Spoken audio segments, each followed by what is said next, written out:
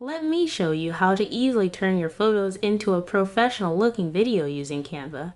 First, open Canva and select the video option. Choose your preferred video size from the available types.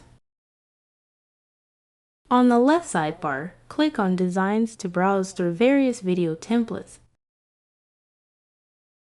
When you find one you like, click Apply All Pages to use this template for your entire project.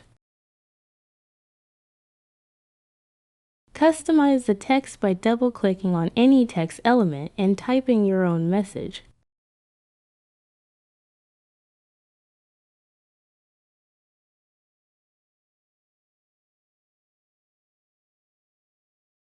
Now go to the Upload section and click Upload Files to add your photos from your computer.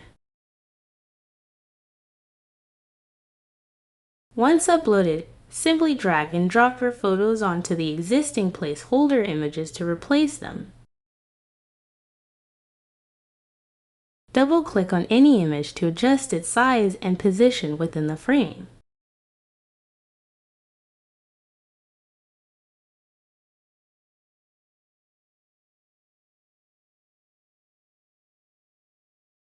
For extra visual interest, explore the Elements section to add graphics, shapes, or other decorative elements to your video pages.